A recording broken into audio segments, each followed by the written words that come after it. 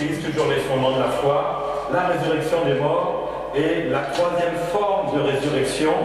La troisième forme de résurrection, elle est pour tous ceux qui sont sous la terre, dans le sépulcre. Ceux-là ressusciteront au jour convenu par Dieu. Voilà la troisième forme de résurrection. La 3. Alors, le texte de base, c'est 1 Thessaloniciens 4, 13 à 18. On va voir comment les morts vont ressusciter. Est-ce que ça te concerne?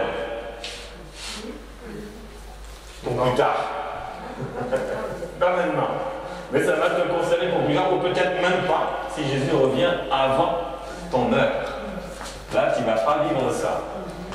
Alors, nous ne voulons pas, frères, que vous soyez dans l'ignorance au sujet de ceux qui sont décédés.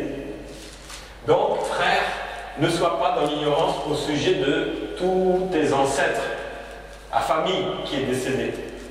Ça te concerne déjà. Peut-être tu te poses des questions, comment ils sont? Et bien là, afin que vous ne vous affligiez pas comme les autres qui n'ont point d'espérance. Toi, tu as l'espérance, il faut que tu puisses comprendre qu'il ne faut pas que tu t'inquiètes pour ceux qui sont morts.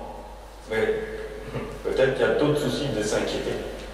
Est-ce qu'ils avaient vraiment Jésus avant de mourir? Là, c'est autre chose.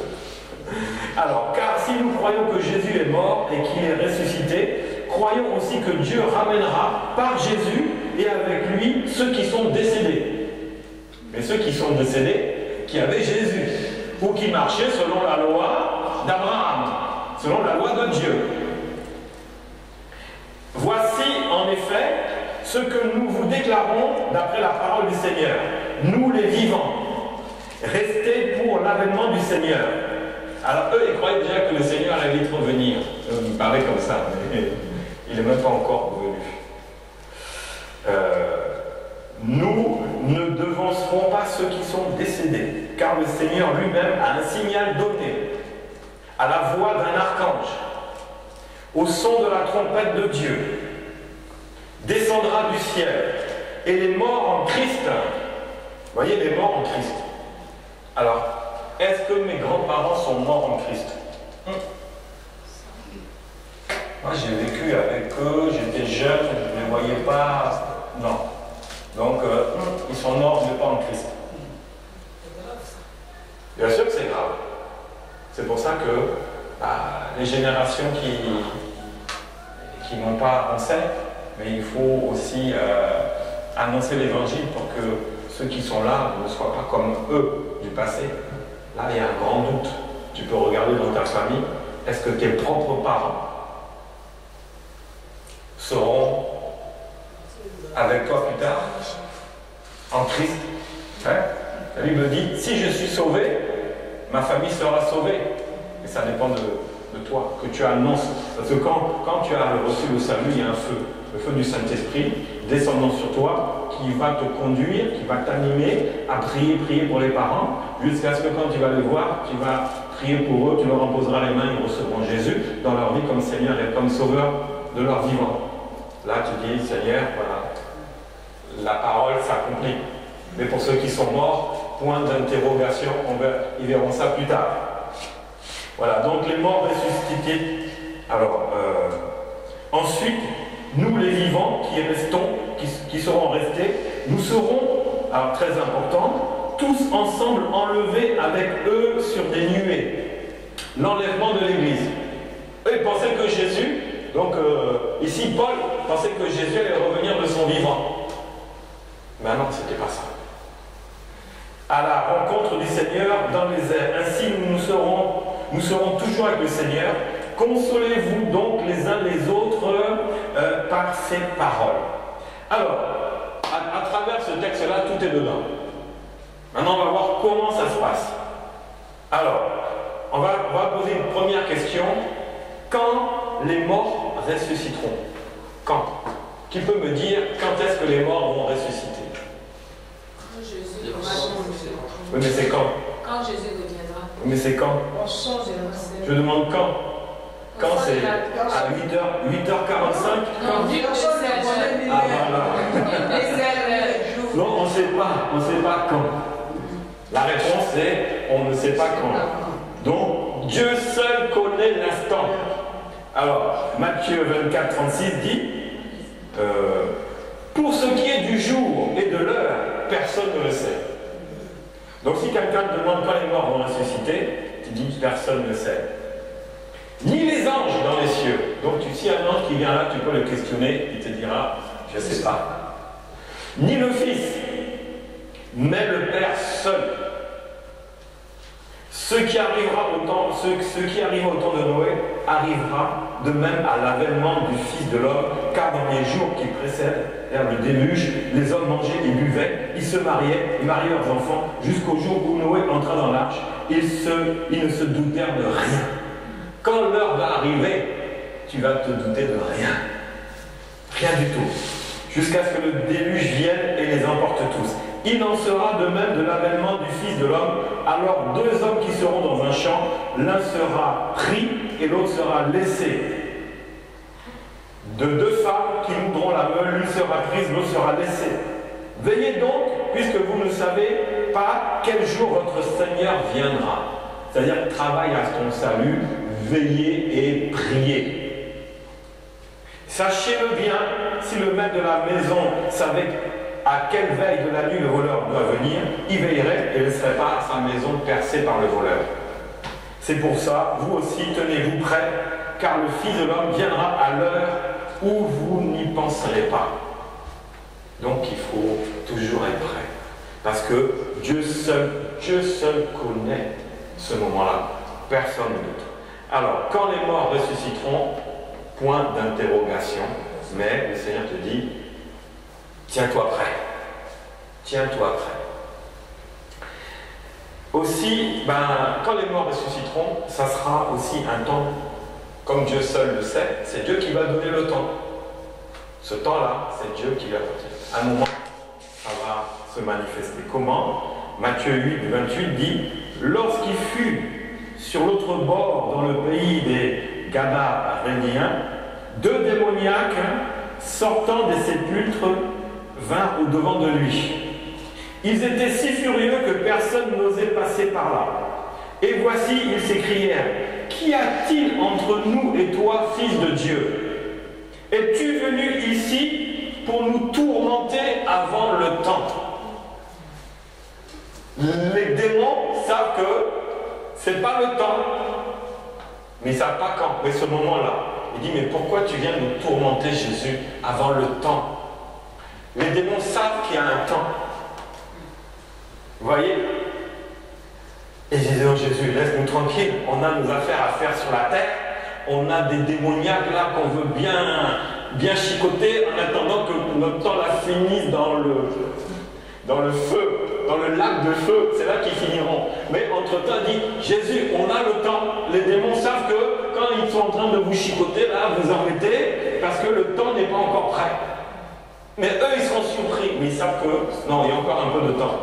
Donc, seul, c'est Dieu qui va donner le temps. Mais certains, il y a des démons qui savent qu'ils ont encore le temps pour en profiter, parce que leur temps, eux, est compté.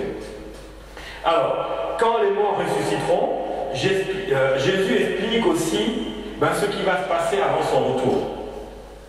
C'est important parce que c'est le moment présent. Dans Luc 16, il est dit, au verset 19, il y avait un homme riche qui était vêtu de pourpre et de fin lin et qui chaque jour menait joyeuse vie et une vie brillante. Un pauvre homme nommé Lazare était couché à sa porte, couvert d'ulcères, désireux de se rassasier des miettes qui tombaient à la table du riche, comme tu avais dit, mon frère, les miettes que les petits chiens viennent manger. Hein. Et lui, voilà. Et même les chiens venaient encore lécher ses ulcères. Donc le pauvre mourut, hein, il fut porté par les anges dans le sein d'Abraham. C'est là Jésus qui raconte une histoire qui n'est pas arrivée, mais c'est des choses qui arrivent. Jésus explique comment ça se passe après, en fonction de ce qui se passe maintenant. C'est-à-dire que la vie actuelle va conditionner la vie éternelle ou la mort éternelle.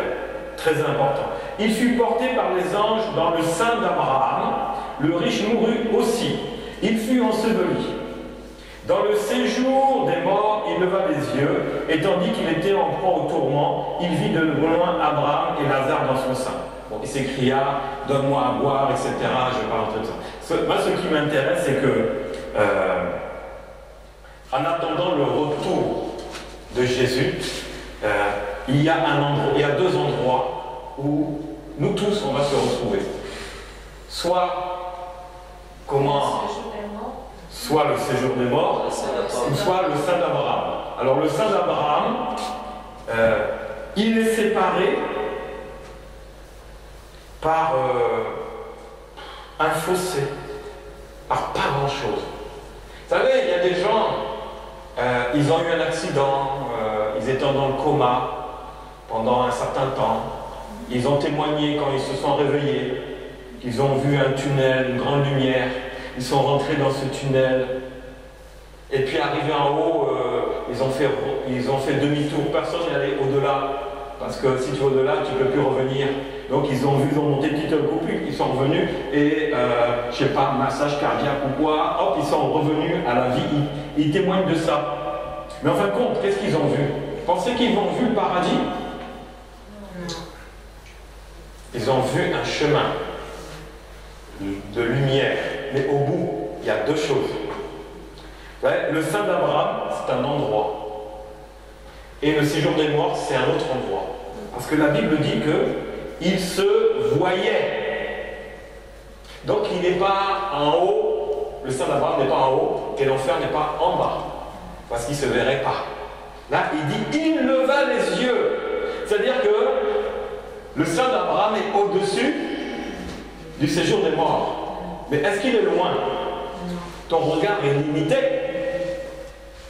Donc c'est-à-dire que le sein d'Abraham et le séjour des morts, ils sont là-haut. Et ceux qui sont rentrés dans les mers, ils disent, oh là là, on a vu le paradis. Tu ne sais pas ce que tu as vu. En fin de compte, tu ne sais pas. Est-ce que c'est le sein d'Abraham ou c'est le séjour des morts que tu as vu? Mais quand ils sont revenus à leur mort, à la vie, hein, ils ont tous changé, pensant qu'il y a réellement un paradis. C'est ça qu'ils ont compris. C'est ça. Ils ne savent même pas ce qu'il y a, même encore maintenant. Ils ne donnent même pas leur vie à Jésus. Ils ont changé. Avant, ils étaient comme ci, comme ça. Ils sont gentils. Ils aident beaucoup les autres. Mais croyez-vous qu'ils cherchent Jésus-Christ? Même pas. Même pas. Ils ne sont même pas convertis. C'est ça qui est grave. Ils ont vu qu'il y a quelque chose de nouveau là-haut, mais ils ne se sont même pas convertis. Elle dit, ah, je m'occupe mieux de mes enfants, je m'occupe mieux de mon mari, parce que mon mari, là, je lui faisais la guerre, mes enfants, je ne m'occupais pas, j'étais VRP dans l'immobilier, je n'arrêtais pas sur la route, et là, c'est la route qui m'a fait un accident. C'est quelque chose que j'ai lu, un témoignage. Et quand elle est revenue comme ça, oh là là, elle prenait la vie vraiment à pleines dents, la vie du bon côté, mais Jésus n'était toujours pas là. Donc elle va repasser par ce chemin et ira au bout. Et là, ce qu'elle va voir, ça va lui faire froid dans le dos. Parce qu'elle pense que c'est le paradis, mais si elle n'a pas Jésus, c'est pas le paradis qu'elle va trouver là-haut, c'est le séjour des morts. Voilà le problème.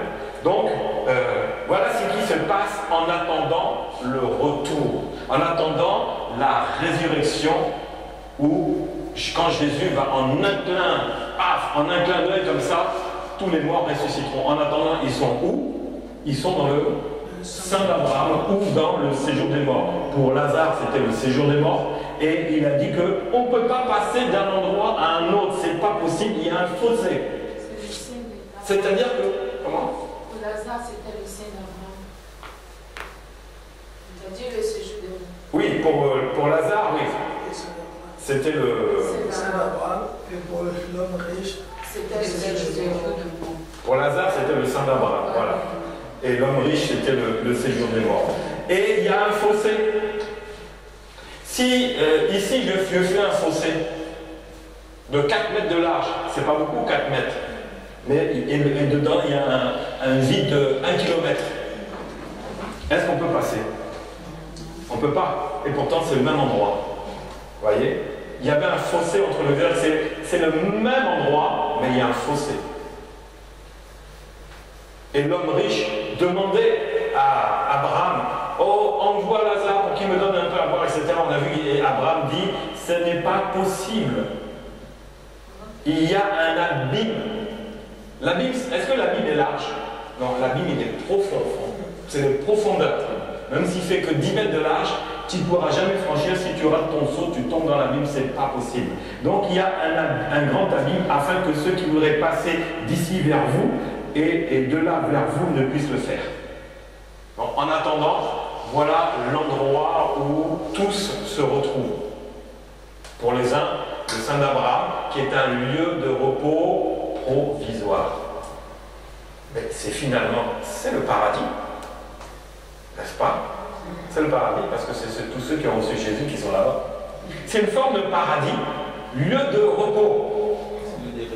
Lieu de repos, c'est bon le repos, non? Tu aimerais te reposer tous les jours, là, c'est pas vrai? Si je te dis repos pour 20 ans, tu vas dire, yeah, j'ai gagné. Tu es nourri, logé, blanchi, et tu te reposes. Ah, mon frère Joseph, hein? Toi qui travailles dur, là, je te dis repos pour 20 ans. Ou pour 500 ans en attendant le retour de Jésus, je ne sais pas. Tu vas dire, ah, ça c'est génial. Grâce mat tous les jours. Grâce matinée. Je peux regarder la télé jusqu'à n'importe quelle heure. Non, il n'y aura pas de télé. Mais bref. Il y aura meilleur que ça. Il y aura du monde. Alléluia. Même si tu vois ton mari ou ta femme, non. Là-haut, il n'y a plus de mari, il n'y a plus de femme. Vous êtes frères et sœurs. Non, pas chacun se cherche. Non, on est ensemble. On est ensemble, il n'y a plus mari, il n'y a plus femme. Mais on est ensemble. On est frères et sœurs en Christ. D'accord. Même ici, tu peux l'expérimenter. Mari et femme. Charnellement, tu t'es marié. Après, tu découvres Jésus. Ta vie spirituelle va être telle que même la relation d'homme-femme, c'est plus dans ta tête. Le jour, celui qui arrive à ça, au purée. Vous savez que c'est possible.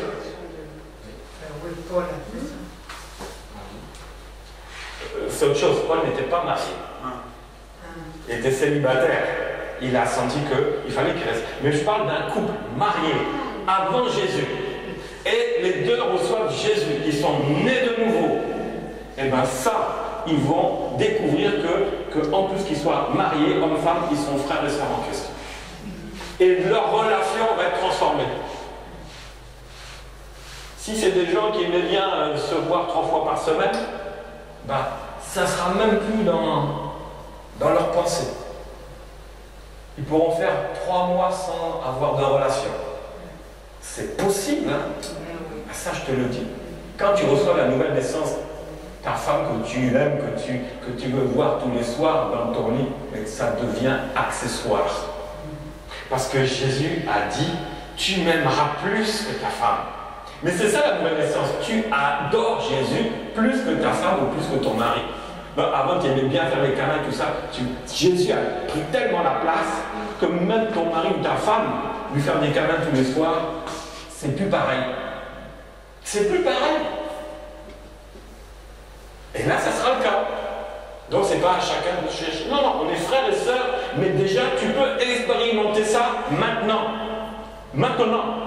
Jusqu'à aller avoir des relations avec ta femme, ça devient presque un devoir. Ah non, un plaisir. Je te dis, c'est possible. C'est plus que possible, c'est la réalité. La réalité. Je vois ma femme comme ça, bien habillée de désir, tout ça, ça ne me dit rien.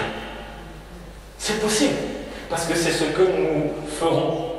Donc déjà, l'esprit est déjà bien disposé, mais la chair est faible. Donc c'est-à-dire que ta chair, elle va s'affaiblir, même dans les relations de couple, elle va s'affaiblir. Il n'y aura plus les mêmes désirs, parce que Jésus va prendre toute la place. C'est ça. Tu haïras ta femme, ton mari, tes parents, tes enfants, à cause de Jésus. Si tu préfères, si tu aimes plus ta femme que Jésus, c'est que tu n'aimes pas Jésus. Ah oui. C'est la nouvelle naissance, c'est ça qu'on expérimente. Tous, vous l'expérimenterez pour un temps. Je ne sais pas quel temps ça durera. Une semaine, 1 mois, 2 mois, 3 mois, 6 mois, 1 an, ça dépend de chacun.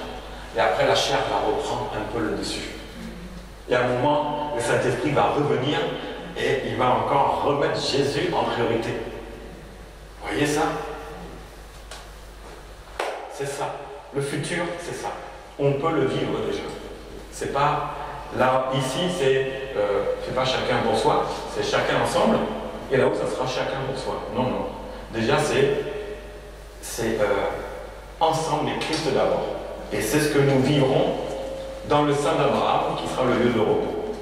Voilà. Donc, ensuite, quand les morts ressusciteront, on va voir, on va voir la confirmation de ça. Quand ils vont ressusciter. Confirmation et démonstration de la résurrection des morts quand Jésus était là. Jésus démontrait toujours la parole par des actes. Alors Matthieu 27, 51 dit « Et voici, le voile du temple se déchira en deux.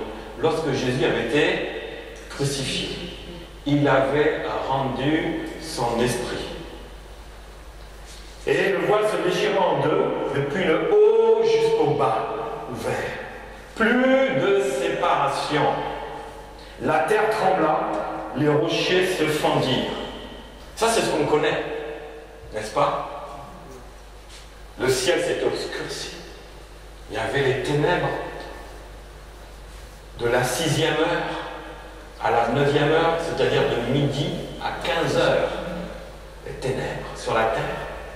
Et mais une chose qu'on a tendance à oublier, les sépulcres s'ouvrirent. Et plusieurs corps des saints qui étaient morts ressuscitèrent. Préfiguration de la résurrection future des morts. Jésus avait déjà, la puissance de Dieu s'était tellement manifestée que les sépulcres ont tremblé ce jour-là. Pas après, pas avant. La puissance de la parole a fait que les tombeaux se sont ouverts, les morts se sont levés et ressuscités. Des cadavres qui devaient sentir le pourri, ils ont retrouvé vie. Et il dit, et plusieurs corps des saints qui étaient morts ressuscitèrent, étant sortis des sépulcres. Donc c'est quoi les sépulcres? C'est les tombeaux. Après la résurrection de Jésus, ils entrèrent dans la ville sainte et ils apparurent à un grand nombre de personnes. Voyez un peu, déjà Jésus mort, déjà la résurrection, la confirmation de la résurrection des morts, c'était la préfiguration déjà. Donc Jésus avait déjà confirmé ce qu'il avait annoncé. Et beaucoup de gens étaient étonnés, comment voir des morts? Ah, tu vois ton grand-père qui vient te saluer, tu dis, mais toi tu es mort depuis 10 ans là, qu'est-ce que tu fais là? T'es un sosie? Non, non, non, ils ressuscitèrent. C'est extraordinaire. Donc voilà ce passage, quand les morts ressusciteront. Vous avez des questions là-dessus? Sur quand les morts ressusciteront. Est-ce que c'est clair? Pas de questions?